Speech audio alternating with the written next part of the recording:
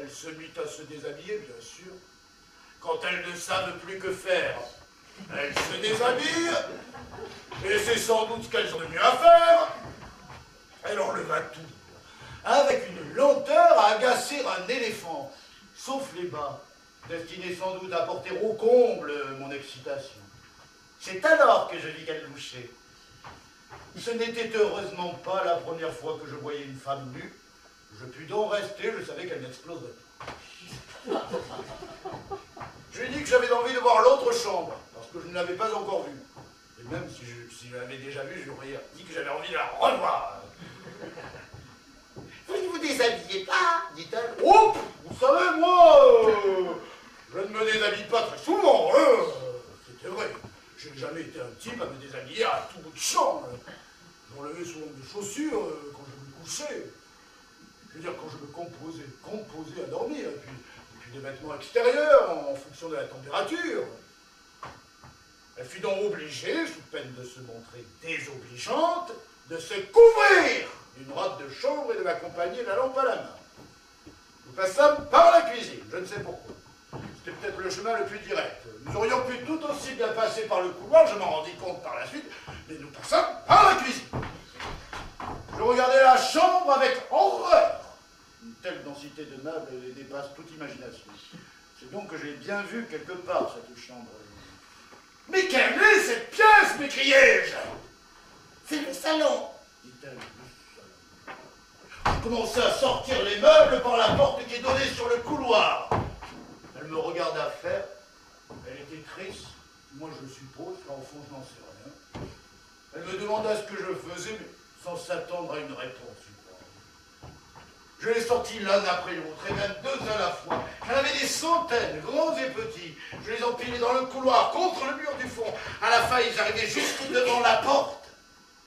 De sorte qu'on ne pouvait plus sortir de la chambre par là, ni à plus forte raison y entrer. On pouvait encore ouvrir et fermer la porte, car elle s'ouvrait vers l'intérieur, mais elle était devenue infranchissable. Un bien grand mot, infranchissable. Il ne restait plus finalement dans la pièce qu'une sorte de sofa et quelques rayons fixés au mur. Le sofa, je le traînais contre le mur du fond, près de la porte, et les rayons, je les enlevai le lendemain, et les mis dans le couloir dehors avec le reste. En les enlevant, étrange souvenir, j'entendis le mot fibrome. Fibrone. Je ne sais plus lequel. Je ne l'ai jamais su. Et je n'ai jamais eu la curiosité de chercher les choses qu'on se rappelle et qu'on rapporte. Quand tout fut en ordre, je me laissai tomber sur le sofa. Elle n'avait pas levé le petit doigt pour m'aider. Je vous apporte des draps et des couvertures, dit-elle. Mais les draps, je n'en voulus point. Vous ne voulez pas tirer les rideaux, dis-je? La fenêtre était couverte de givre. Ça ne faisait pas blanc à cause de la nuit, mais ça faisait lumineux quand même. J'avais beau m'être couché les pieds du côté de la porte, ça me gênait cette faible et froide clarté. Tout d'un coup, je me levai et je changeai la disposition du sofa. C'est-à-dire que le dossier long que j'avais d'abord mis contre le mur, je le ramenais vers l'intérieur. C'était le côté ouvert, l'embarcadère qui était maintenant contre le mur. Puis je grimpais dedans comme un chien dans son panier. Je vous laisse la lampe. Mais je la priais d'emporter. Et si vous avez besoin de quelque chose dans la nuit? Elle allait commencer à discutailler, je le sentais. Savez-vous au moins où sont les cabinets, dit-elle. Elle avait raison. Je n'y pensais plus. Se soulager dans son lit, ça fait plaisir sur le moment. Mais après, on est incommodé.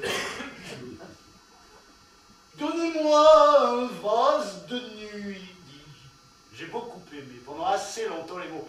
Un vase de nuit me faisait penser à Racine ou à Baudelaire. C'est plus lequel. Aux deux, peut-être. Oui, je regrette. J'avais de la lecture. Et pareil, j'arrivais où le verbe s'arrête, on dirait du Dante. Mais je n'avais pas de vase de nuit.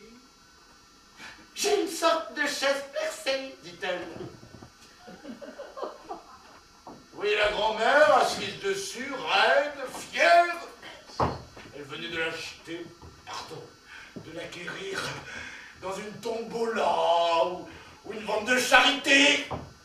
Elle est traînée, enfin essayée. Elle aurait presque voulu qu'on la vire. Retardons. Mais donnez-moi un simple récipient, dis-je, je n'ai pas la dysenterie. Elle revint avec une sorte de casserole. Ce n'était pas une vraie casserole, car elle n'avait pas de queue. Elle était ovale, elle avait 2 anciens couvercles. C'est le fêteau, fit-elle. Je n'ai pas besoin du couvercle, dis-je. Vous n'avez pas besoin du couvercle. Si j'avais dit que j'avais besoin du couvercle, elle me voyait. Vous avez besoin du couvercle. J'ai mis l'ustensile sous les couvertures. J'aime tenir quelque chose à la main quand je dors. Mon chapeau était encore tout mouillé. Elle prit la lampe sur le dessus de cheminée. Précisons. Au-dessus de moi, son ombre gesticulait. Elle vint se pencher sur moi par-dessus le dossier du sofa. Vous savez, tout ça, c'est des choses de famille. Mais à sa place, je serais parti sur la pointe des pieds. Mais elle ne bougea pas.